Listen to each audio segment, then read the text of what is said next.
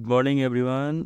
GBP USD का analysis आज का ये रहेगा कि जब भी प्राइस किसी भी हाई को है ना ब्रेक करता है with strong bye and strong cell with A shape and V shape, तो प्राइस डाउन आती है, प्रीवियस लो को स्टॉप आउट करती है। बट अभी क्या है अपने सामने कि एक ह्यूमन पैटर्न फॉर्मेशन हुआ है, यानी कि ए शेप वी शेप, ये एसएनआर लेवल होते हैं। जैसे आपके सामने एक एसएनआर लेवल ये है कि अगर हम इसको जाने के बाद लाइन चार्ट पे जब भी हम देखेंगे ए शेप वी शेप एक लॉजिक शेयर करता है, फिर इसके बाद एनालिसिस शेयर करता है। ये ए शेप है, ये शेप है और ये है वी शेप, है ना। तो A shape and V shape SNR level होते हैं स्ट्रांगली।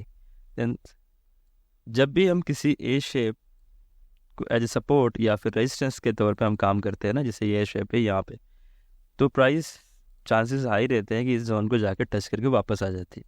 बट अगर यही ए शेप या वी शेप ब्रेक हो जाए तो वापस से सेम जोन आपका सपोर्ट इन रेजिस्टेंस का काम करते हैं, यानी कि resistance become support, support become resistance. तो कंटिन्यू प्राइस अभी बुलिश है अंटिल जब तक ये ब्रेक नहीं हो जाता।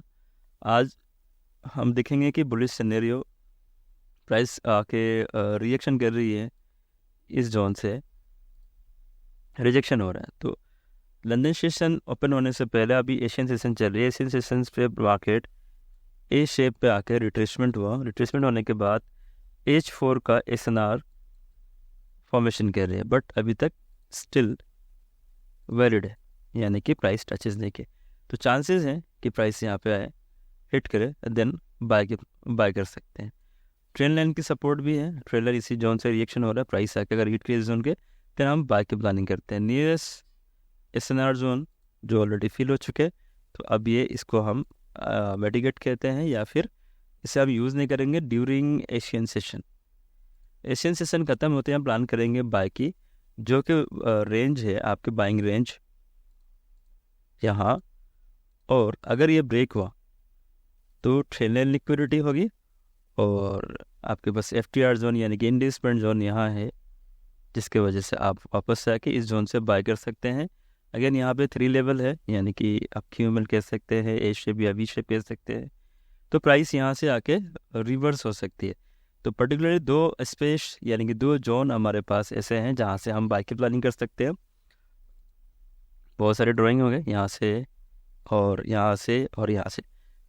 तो बाय कैसे करना है, जब भी प्राइस इस जोन पे आए, H4 H1 का रिजेक्शन हो, देन हम लोअर टाइम फ्रेम पे शिफ्ट होंगे और उसके बाद हम बाय की प्लानिंग करेंगे। एंड जब तक इस जोन से आए, एशियन सेशन खत्म होने के बाद यहाँ से प्राइस अगर रिजेक्शन देना चालू करे तो हम बाय करेंगे नेक्स्ट हाई या फिर क्यूओबी लेवल तक, आप अगर स्कैल्पिंग कर रहे हैं तो। क्योंकि मेरा जो सेटअप है वो स्कैल्पिंग बेस्ड है 10 to 20 पिप्स की, इसके अकॉर्डिंग मैं शेयर कर रहा हूँ। और इंट्राडे एंड स्विंग ट्रेडिंग में नहीं करते, इसके लिए मैं एनालिसिस पोस्ट नहीं करता।